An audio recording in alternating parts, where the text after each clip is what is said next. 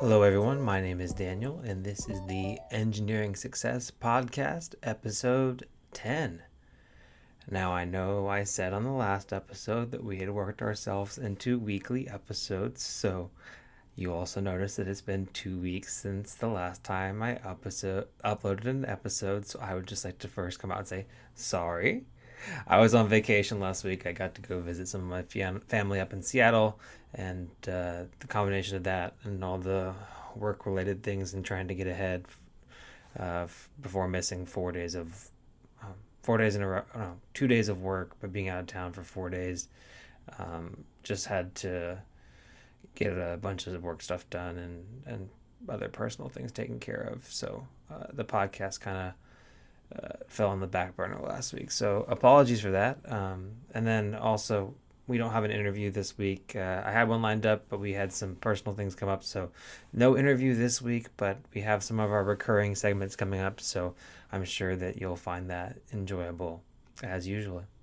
Also, as usual, if you want to support the podcast, contributing $5 a month gets you a one-time shout out on the first episode of each month, and contributing to the podcast at $10 a month gets you a shout out at every single episode of the podcast. Yep, that's those are the options. So again, you can support the podcast by doing that on the Anchor webpage. You just go to my homepage, and there's an opportunity for you to support.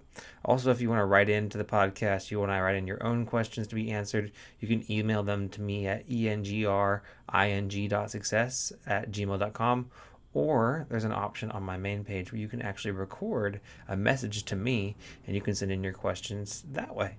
So those are a couple ways you can reach out to me. And then beyond financial things, obviously, I mean, I'm not doing this for the money. It's just just putting that out there. But if you want to support the podcast, make sure you share it with somebody else that you might think might find it beneficial, because that's what this is about. It's about helping people grow their careers, and also it's just an opportunity for me to grow my own career and develop as a speaker and learn myself. I learn a lot from reading about all the questions and researching answers to the questions. So that's the main priority here. But yeah, if you want to support the podcast, you can give it 5 stars on Apple Music. If you listen on Apple, you can share the podcast with others. You can repost it on your social media. If you do, I'll make sure to give you a thank you for that. And yeah, go ahead and interact with the podcast on Twitter. I made an Instagram page, ENGRING Success, I believe, is the Instagram page, but you should be able to find it if you search it up. So follow me on Instagram, follow me on Twitter, give me 5 stars on Apple Podcasts, and share it with your friends. So, all right. So, again, no interview this week. We hope to have one lined up for next week. I'm working on it. But in the meantime, let's go into our favorite recurring segment, the Quit Your Job segment. All right. So here's the question. So I've preemptively given you my answer. It's like Jeopardy. So the question is when is it too early to start applying to new jobs? And it's funny because my first inclination is that, man, if you're asking, then maybe it's time to apply for new jobs. So let's see what the question asker goes on to say. They say, I, like many others here, found myself graduating in the midst of the pandemic. Yeah, I am so sorry, but that one, pour one out for you on that. Now, after a year of desperation, I was finally able to land an offer at a small company and started working back in March this year. Congrats. Now, while I am thankful for the ability to even have a job in the first place, I had to move to an expensive area in very short notice and spend a lot of money to get myself settled. My company doesn't offer anywhere near a high enough salary to afford the cost of living in the area, 60% of the average salary in the area, and the pay increase my boss promised during initial interviews isn't turning out to be what I had hoped. I'm tired of struggling for money. I had to do food delivery on the side to even afford the ridiculous rent around here, 80% of my take home. Wow. And I'm burnt out. Student loans are going into repayment in the next couple months, and I don't know if I can afford the monthly payments. I want to find a new job, but I've only been working at my company for 5 months, and I'm worried if I leave, it'll be too soon.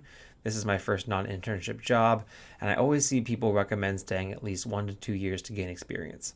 How early is too early to start looking for a new job? Will it look bad to a new company that I've only been working here for 5 months?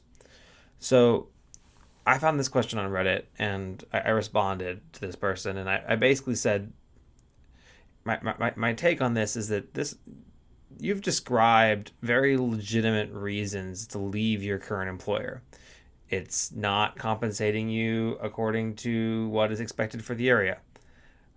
You were promised raises and you didn't receive them, and you're burnt out and you had to do food delivery on the side. Like, nobody with an engineer, no engineer should have to be in that situation where they're doing food delivery on the side just to afford rent in the city they're in. Though then again, I've heard stories of engineers for a company similarly named to Pair, where they've the engineers have been homeless or living in fifth wheels or trailers in the parking lot of their headquarters. But that's a whole other story. The point is that you've described some very legitimate reasons to start looking for a new job.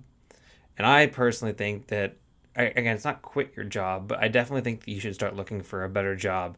If you want to stay in that area, if you like that area, start looking for jobs that pay you competitively in that area. If you don't like that area, then start applying for jobs in an area where you would like to live and that would pay you according to what you deserve to be paid. I have multiple friends that have started jobs and then it wasn't for them and then they left within 5 months and a year. And they've ended up at fantastic companies. And they left jobs that paid well, but the work-life culture wasn't right. So it's never too early in your career to leave a first job that is not a good fit for you. You've been there for 5 months. That's more than enough time for you to realize personally for yourself that that's not a good fit for you. You've acknowledged that. You've said it. So it's time to start looking for a better fit. So I encourage you to do so. And if people ask about it whenever they're interviewing you, I know you said you don't want to be viewed as a job hopper, and you talked about that later, but if you explain the reasons why you're looking for a new job, any reasonable employer would look at that and say, oh, yeah. And also, it would kind of preemptively kind of get a little bit of the salary conversation out of the way, because you're like, hey, they're paying me 60% of the average salary, and that's just not acceptable. I want to be paid at least the average salary. And that can actually kind of get you a head start on those conversations as well. So it might end up even being a good thing for you to help with your salary negotiations. So again, don't quit your job. Okay, actually, yeah, eventually quit your job is the message here. Start applying for new jobs is not too early. And I hope that you do that, and I hope that you follow up and let us all know how that went for you. All right, the next section is positive career news. So this was a post that somebody posted on the engineering student subreddit, and they basically, it's titled yearly advice for this subreddit, and this person basically accumulates, I guess, their personal yearly advice that they want to give to engineering students, and they post it, sorry for the yawns, and they post it on this subreddit. So I thought it would be really helpful, and I read through it and I thought there were some good advice points. So I thought I would read off the points and maybe react to a couple of the ones that I liked or I disagreed with. So they go on to say, as the new school year approaches, I offer the following unsolicited advice to the new and continuing students. Well, guess what? I also like to offer unsolicited advice. So I already like this person. All right. 1. Go to class and sit where you can see and hear. This is an interesting problem. Implies that this is an interesting problem. Implies there's a good chance it will be on an exam. So if the professor says, hey, this is an interesting problem, there's a good chance it'll be on the exam. Ask questions. Do not be afraid. Go to office hours. Define yourself more than just being the smart kid that's good at math and science. That is everyone you are in class with now. I can definitely identify with that. I've talked earlier about in the podcast about how I kind of tried to wing my way through math in college, and I very quickly learned that that's just not possible. 5. Engineering in the U.S. has a 30% graduation rate. You graduate or you don't, per ABET, the Chronicle, and the National Science Foundation. Those that come in as freshman engineering students, 1 in 3 graduate. Largest transfer rate is during freshman year, and making it to junior year puts graduation rate 75% and up. Oh, interesting. 6. Engineering is not soldering, machining, pipetting, etc. Engineering is a methodology. to approach real world problems. I agree. That's why a lot of companies hire engineers to do more than just typical engineering design. They want them to solve their problems. 7. Work on your interpersonal skills. Make friends, network, join clubs and professional societies. Being able to interact with people is a major part of engineering. The antisocial whiz kid with terrible hygiene is the exception, not the norm. I think that that's a little harsh, but realistic, that you do need to work on your interpersonal skills. Better communicators make better engineers. That's just a fact. And I didn't get my job without networking, and I didn't get my job without joining clubs and professional societies. Those things are the reason why I was able to get the job that I have now. Get involved with clubs, robotics, SAE, concrete canoe for projects. Having a professor oversee your project makes it much more valuable than doing something in your basement alone, where you are likely learning bad skills. I'm going to disagree a little bit here. I agree that you definitely need to get involved with clubs for projects, and having a professor oversee your project is great. Though every single university is a little bit different, and some professors are a little more willing to oversee your project, or at least review your project and give you feedback, and then you can put that on your resume that you got feedback. So, and I would say that I would caution the belief that doing a project in your basement alone will result in bad skill development. For example, my little brother is teaching himself how to model in CAD, and he's doing 3D printing, and he's in high school, and he is also learning how to work a CNC machine, and he's in high school. And I would not say that he's learning bad skills. I would say that he's learning some super valuable skills. Learning how to 3D model, learning how to run a CNC machine, things that I wouldn't have been doing going into my freshman year of college, and he is in his junior year of high school. So I would say that pursuing side projects is better than not pursuing any projects at all. So, but definitely valuable to get your professor's input.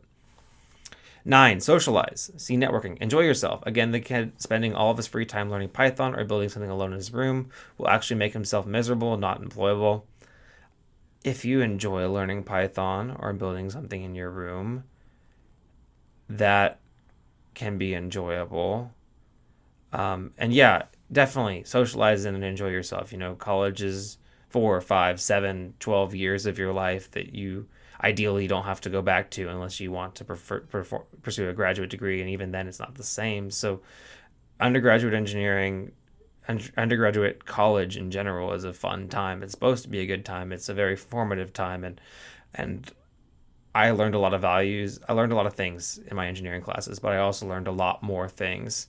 Maybe not as many things that are related to my degree, but I learned a lot of things that have been applicable to my career just by socializing and doing things with people in college. So definitely make sure you get some of that college experience. I get it, and I say this, I've said this in the past, that college is an investment and it should be treated that way, but part of that investment is in the social experience and the lessons you learn from those social experiences. So don't discount those things. 10. Don't lie to yourself. When you get all C's or worse, don't claim the professor is terrible. Don't complain about the professor hates you. He or she probably doesn't know your name. Again, debatable on which university you attended. All my professors knew my name. Think about how much you go out on weekends, how much you play video games, and how much time you spend screwing off on Reddit. Okay, you just said to be social, and also I am screwing off on Reddit right now. So, no, I get it. Yes, there does need to be personal accountability, and yes, the professors established pretty early on in college that, like, in your classes, like, hey, 3 hours out of class for 3 hours in, for every 1 hour, 3 hours out of class for every 1 hour in. And yes, we do need to have personal accountability for our grades, but when the way you've worded this kind of implies that, like, you can't do those social things and then get better than C's. You can. Like, there's definitely a balance for sure.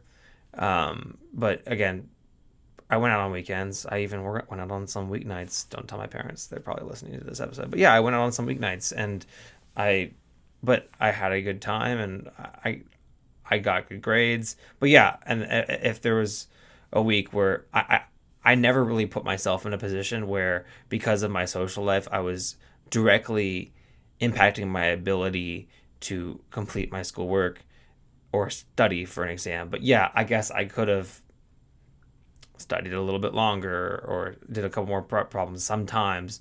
But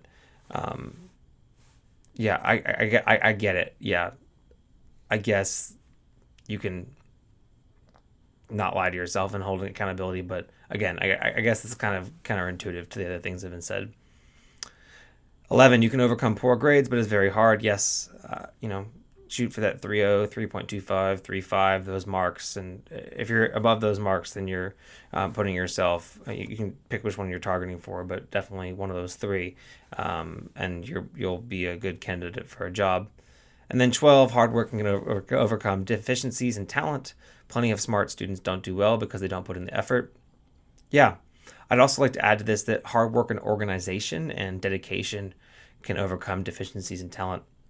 Plenty of super organized students that might not necessarily be as whiz kid as others will do much better than those quote unquote whiz kids, those naturally bright people, because they're more organized, they study more effectively, and they do a better job of prioritizing their time when doing homework and prepping for exams.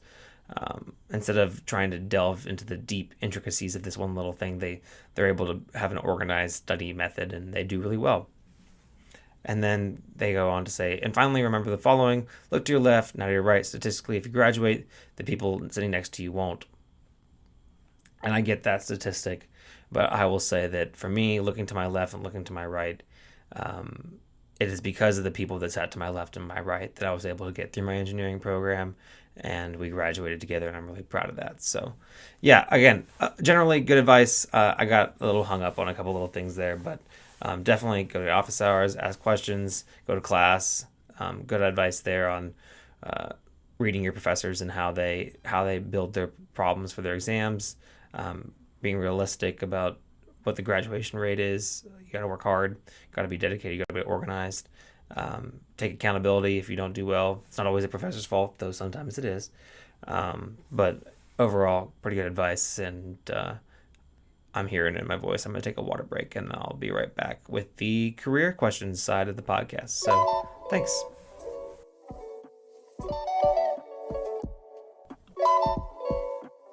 All right. Well, I hope you got an ad there. I actually ran out of memory on my memory card. So if you're watching the video episode of the podcast, you might have gotten a video cut out there, but you still have the audio, and that's what's the most important thing anyways. So anyways, apologies for that, but we're going to keep on rolling with the career question segment of the podcast. Before I get into that, though, I want to give a quick shout out to Luka Doncic for being amazing. I know this is a career and engineering podcast, but right below me, right here, is Slovenia versus Japan. Yep, I timed my time working on the podcast to be congruent, I guess, or in line with the Slovenian men's national team playing Japan tonight. It's 11:40 Central, and I am watching Slovenia versus Japan. So shout out to Luka Doncic for making the entire country of Slovenia a little bit more relevant in the Olympics. I mean, who else? I can't imagine that I would have been watching this any other time. All right. So here's the first career question. I am getting promoted to senior engineer and will get 2 engineers to manage as part of my team. I want to try to be the best manager these 2 ever had. What makes a good manager to you? I am in the automotive industry, if it matters. Well, I'm not, so I'm going to try to answer as somebody that's not in the automotive industry, but I have been fortunate to have some great managers. I currently work for a great manager. Shout out Rachel and Tawny. Shout out to those folks. So what I've done is I've accumulated a couple things that they do well, and other managers I've had that have done well, and just general advice that I've gotten for people that want to be good managers. So just a list here. First one is ask them. Ask your employees, hey, what makes a good manager to you? You'll be surprised on the things that they come up with, and some of those things will be things that are good and that you can implement, and other things may be a little weird or non-traditional or not what you're comfortable with, and in that case you can have a conversation with them about that, but at least you're setting the standard from the beginning. Beyond that, make sure your employees know that you care about them and their well-being. We're here for work, but we also have other things we want to do, other parts of our life that are important. So yeah, make sure your employees understand that you recognize that, and you recognize their time outside of work and how they don't live to work, they live to do other things, and that you care about them. Delegate. Don't take everything on. Become a master delegator. Learn how to check in. But most of all, learn how to trust your employees and make sure that they know that you trust them. Because if they know that you trust them, then they're better able to do good work for you. Have your employees' backs and stand up for them. You, as the manager, you're responsible for the work that your team puts out. So the last thing you want to do is get in a position where you're starting to throw people under the bus. So make sure that you have your employees' backs. This one kind of goes in line with trusting your employees. Don't be a clock hawk like the bird. If your employees are getting their responsibilities taken care of, don't really press them about the minute they arrive and the minute they leave. If it gets to the point where they're arriving so late that they're not able to fulfill their duties, obviously have a conversation. And if they're leaving too early consistently to fulfill their duties, obviously have that conversation. But if they're getting their job done and they're getting things done, don't nickel and dime them for every single minute, because you know that if you don't nickel and dime them for every single minute, then they'll be more willing to pull in if they need to work extra hours to get something done, or they need to stay a little bit late. They're more willing to do that, and they'll do that more energetically because they know that you, as their manager, trust them, that they're going to get their work done, and that you're not going to press them to squeeze every extra hour out of them that you can. So recognize when your employees accomplish something, and a lot of managers just kind of send a kudos to the person, or some managers even send out a blast to the larger team. Maybe have a conversation with your employees on how they want to receive recognition, and if that's in line with how you want to give it, then that's a good way for you to show that you care about them. This is kind of in line with asking them. This, again, having conversations with your employees. Have a clear conversation about what their desires are for future career growth. The worst kind of managers are the ones that, quote unquote, like their employees so much that they didn't want to lose them, and then they hampered their career growth. I know that my managers have my back and they have my career interests in mind. So because of that, I am very transparent with them on where I want to be and where I want to go.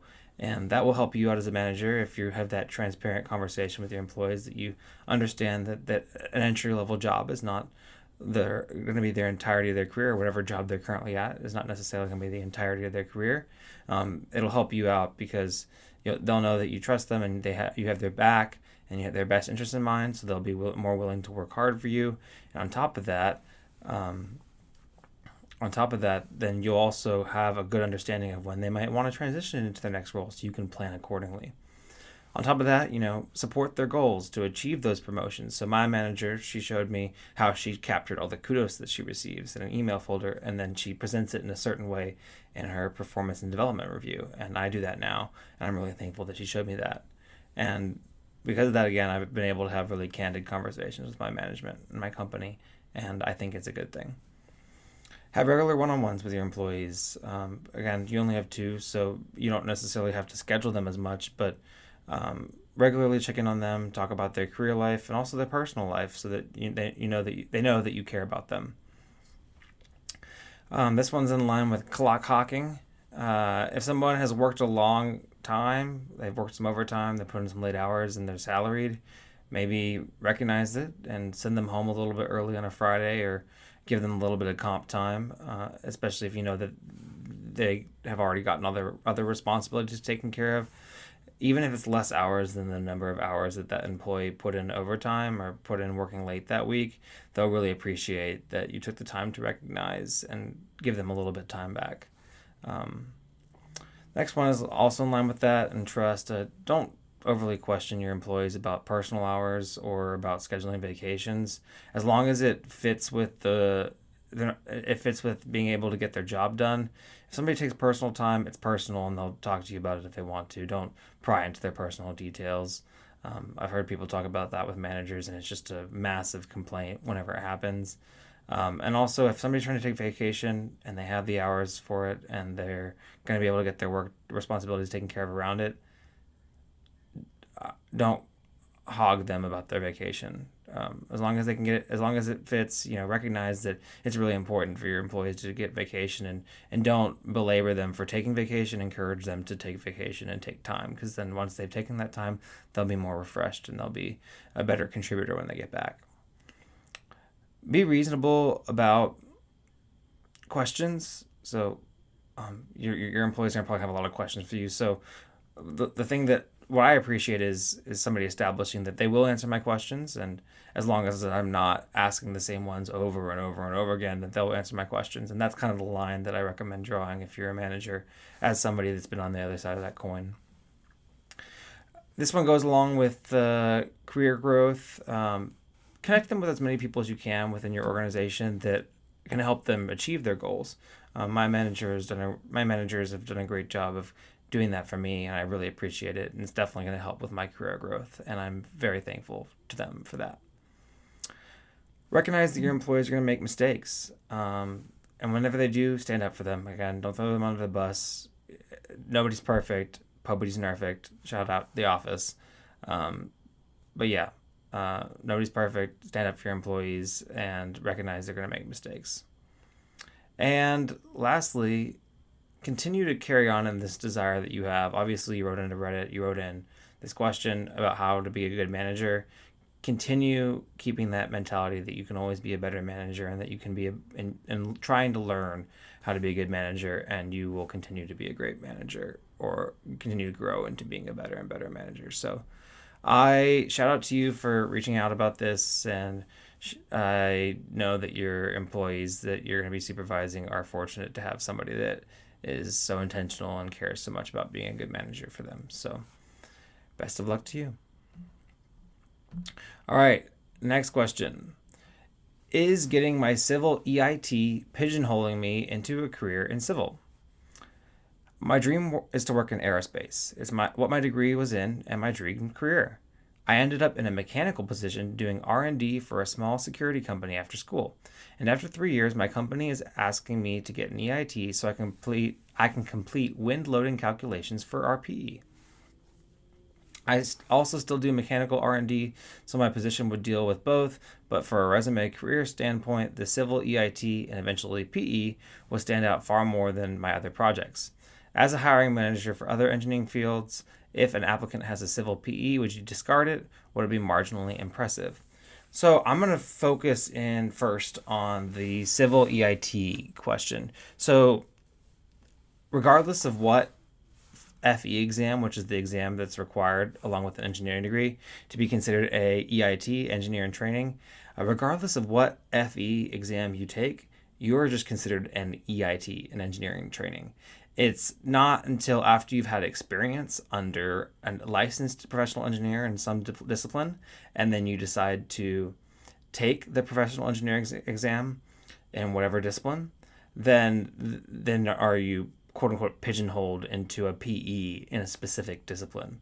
And for all I know, I don't even know if the PE that supervises you necessarily has to have the exact same concentration that you want to pursue. Actually, maybe I should look that up before I lead anybody astray. Professional engineer stamp my experience have to be same type of PE. I think so. So qualified engineers must be licensed professional engineers. So you have to have the qualified experience, and the experience must be supervised. This is according to the National Society of Professional Engineers.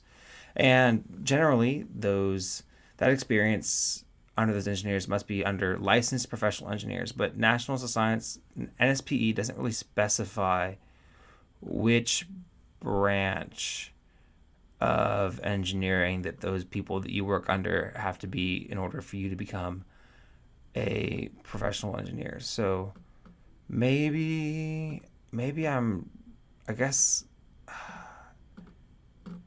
I'll have to look more. I actually started recording this podcast without looking further into that, so I'm gonna look even further into that. Maybe somebody can write in and tell me I'm wrong, or tell me what the actual answer is here. But I believe that you just have to have a professional engineers or several professional engineers stamp off under you, and then obviously you have to work under a professional engineer. But Yeah. Um, so again, theoretically, if your work is also mechanical in nature, you could theoretically take the mechanical PE exam and become a mechanical PE. Yes, even though now you are in this position and you are going to get your FE, you're going to become an engineer in training. You don't have to really make that decision on what kind of professional engineer you want to be now. As long as you have the applicable experience and then you pass the requisite exam and you have the right engineers stamping for you, which again, I don't believe it has to be necessarily an engineer that's a PE in the exact same discipline and the exact same sub discipline. It might need to be the same discipline, but not necessarily the same sub discipline. That would make sense. But again, it doesn't necessarily have to be an engineer that's the exact same type of engineer as you. I don't think. At least they don't specify it very clearly on NISP. But yeah, again, the point is you have 3 years to get this experience. So getting your EIT, becoming a taking the FE and getting your EIT is not going to pigeonhole you. Um, so that's the first thing. The second thing is you're going to have to do some research and figure out what kind of PE you can what kind of PE you can be with the quote unquote the certain professional engineer that's reviewing your work. What kind of exams should you take to get your PE, and whoever's supervising you, if they can stamp off for you to sign on for you. And then the other part of your question, after I completely just mumbled all the way through that, you said if an applicant has a civil PE, would you discard it if you're a hiring manager for other engineering fields? Honestly, no, I wouldn't discard it. I would say, oh, that's interesting, um, and then I'd have an interview with you, especially if I'm a company that doesn't necessarily need you to be a PE in another field. So you said aerospace or mechanical. If I work for a company and I don't need all my mechanical engineers to have mechanical PEs, then I don't think it's going to be a big deal for me to hire somebody that has mechanical engineering experience. And honestly, if you're experienced in mechanical and then you take the mechanical PE, I'm sure your company might be able to find somebody to get you stamped off as a mechanical PE, unless they really, really, really want you to be a civil PE. But I mean, it's your goal, it's your career. So maybe have that conversation with them that you'll still work under the civil PE, but you really want to get your mechanical PE. And then the last question: would it be marginally impressive? Yeah, it would be impressive. PE is a respected status, is a respected title, and it would be respected. So, well, I guess the main thing I wanted to get at here is that getting your civil EIT is not going to pigeonhole you. In fact, I took the other disciplines FE, and I am now an engineer in training, and it's not specified which discipline I am. They don't. Nobody really asks. Nobody really cares what FE exam you took. I could have taken the civil one, and then later on I can take the mechanical engineering, HVAC, or fluid dynamics PE. The EIT that you take doesn't the FE exam you take doesn't determine the PE exam you take later on. So, yeah, for now, I mean, you have 3 years. You can kind of kick this down the can, but maybe start those preliminary conversations on, hey, what if I want to get this kind of PE instead? Can I do that? Do some research, see who can support you and whatever you want to do. Because again, it's your career. You should be putting your goals first, um, and hope that they line up with the company's goals. And yeah, I wish you the best with that. All right. Now that I've completely thoroughly confused everybody, I hope you like the sound of my voice and the sound of me talking to myself. The next question is hopefully an easy one. What's a good annual percent bonus of your salary for an engineer 2 years out of undergrad? And then they repeat, what's a good annual percent bonus of your salary for an engineer 2 years out of undergrad? I think that this is a it depends question. Um, the reason why I say this is because I'm an engineer 2 years out of undergrad and I've never received an annual percent bonus. It's just not part of my compensation package. I am paid a very competitive salary. I have a very competitive 401k match. I just got that back. And I have other great benefits, and whenever I considered working for my company, I was not promised a bonus. I was not told there was going to be a bonus, so I just expected there wasn't going to be one, at least for my role. It wasn't part of my package, and I just accepted that. So for me, a good annual percent bonus on my salary is $0 because I don't expect it. But if bonuses are a important part of your compensation package, and it's something that your employer or the hiring manager talked to you about whenever you hired on, then one of the things you could have done at that time is said, hey, what kind of range of bonus should I expect so I can evaluate this offer and compare it to other compensation packages that I'm considering. And this is something that you can do with other roles, and this is even a conversation that you can have with your manager. What kind of bonuses does our company give out on a good year, on a bad year, and what can I expect? And then you'd be able to gauge that within the context. But again, my company doesn't do any bonuses, and I have a friend that works for a large insurance company, and they get like 10% bonuses annually. So it's really a large spectrum. There's no really good number. The biggest thing you can do is just figure out what the range of bonuses are from good years to bad years to help you evaluate your compensation package, and then find out, hey, oh, this is where I landed in that place. And that may come from having a candid conversation with your manager, some coworkers that you have a good relationship with. Hey, what have they that have had more time in the company? Like, hey, what kind of bonuses have we gotten during really good years? What kind of bonuses have we gotten during really bad years? And that'll kind of help you answer the question for yourself. So I wish you the best of luck, and congrats on your bonuses. So, all right. Next question. Internship starting on the 1st. Anxious is an understatement.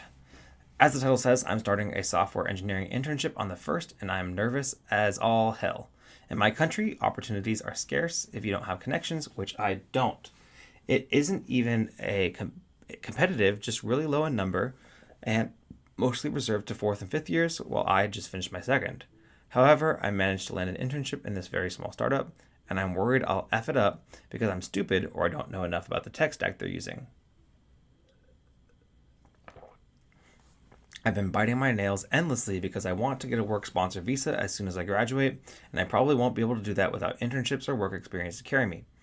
Do you all have any advice, motivation stories to put me out of this stress bubble? Well, first off, you're going to have internship experience because you have this internship starting on the 1st, so congrats to you.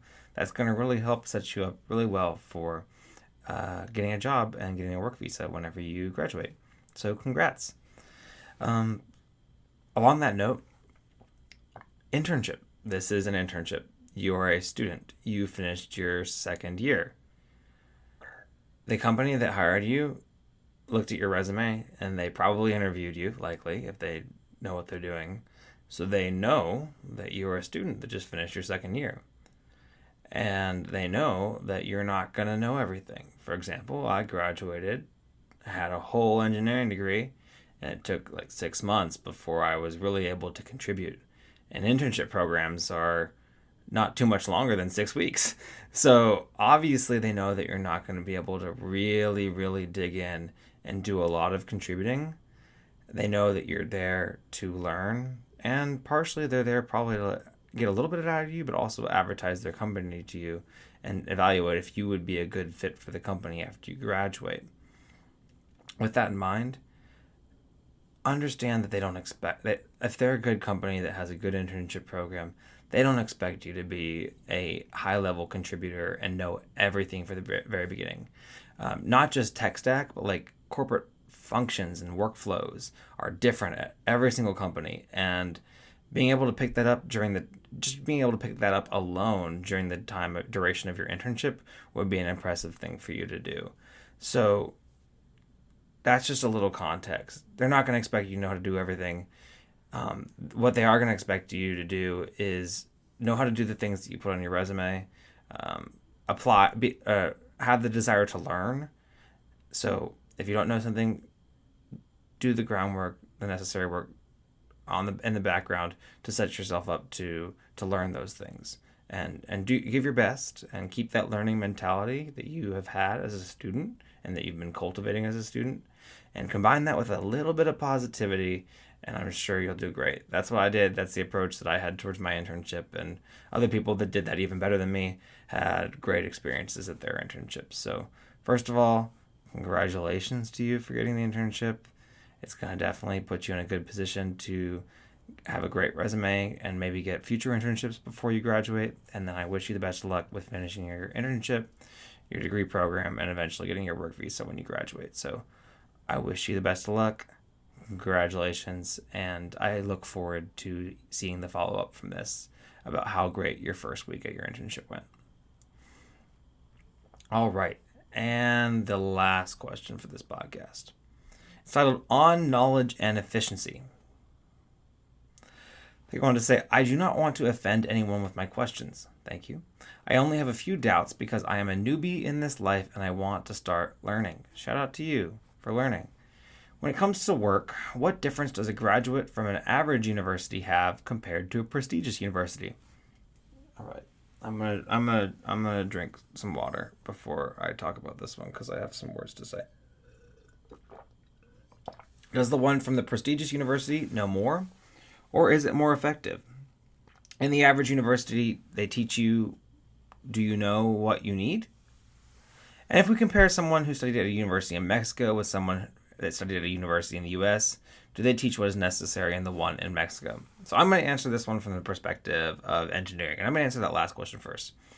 The most important thing about an engineering degree is not necessarily where it was, so US versus Mexico. It's where it was accredited by. So the standard that most US companies know is called ABET. Now, I'm sure there's other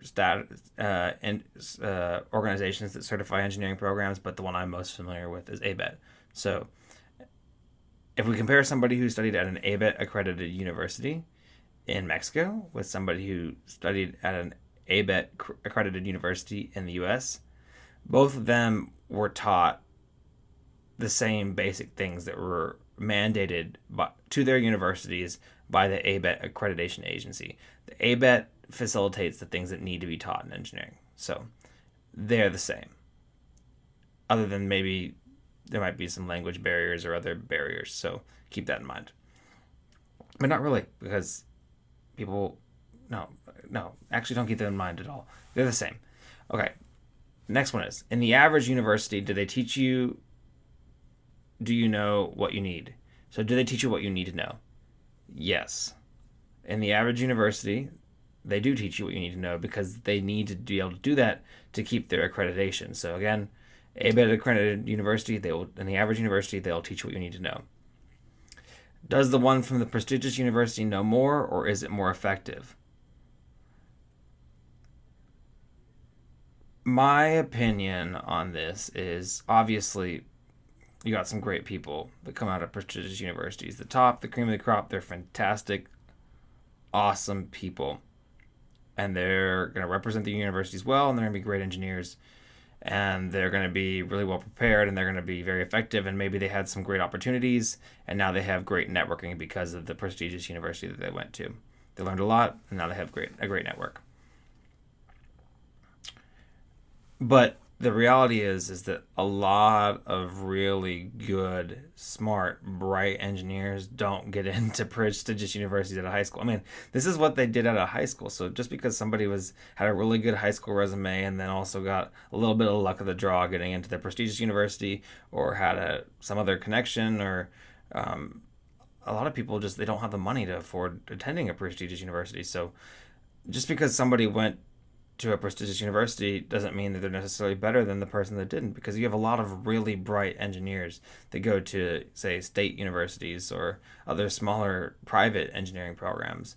I'm not going to go into detail about what my high school resume was, but I was a pretty good student in high school, and I didn't go to a quote-unquote prestigious engineering program, but it was the right one for me. I got the hands-on education that I needed, and I think that I will grow into a great engineer if I necessarily go down the technical engineering path. And I was surrounded with some phenomenal people that were just absolutely brilliant and super bright. I mean, plenty of them. I can name them right now, but they don't need to hear that from me because they already know. But yeah, I mean, there's a lot of really bright engineering students from every university, regardless of the size, the prestige, the location, the cost to attend, the alumni network. Um, just because somebody went to a more prestigious university doesn't necessarily mean that they're a more effective engineer, but that doesn't mean that you're not going to get a very effective engineer from a prestigious university either. So when it comes to work, what difference does a graduate from an average university have compared to a prestigious university? Well, I like to joke about the joke with Cornell University. How do you know that somebody went to Cornell? They told you 5 minutes ago. That's the joke from The Office. But yeah, when it comes to work, what difference does an average university grad have compared to a prestigious university? Maybe the prestigious university had slightly newer lab equipment, or a really famous professor that did research but then had TAs teaching their undergraduate students anyways. And I went to again, not super highly ranked. I mean, it was ranked, but the rankings don't really, in my opinion, mean that much. But I went to a ranked, but not like crazy ranked engineering program, but we had new labs and we had really great access to our professors. So again, it really, you're going to do a better job at evaluating somebody's competency out of school by looking at the internship experience they have,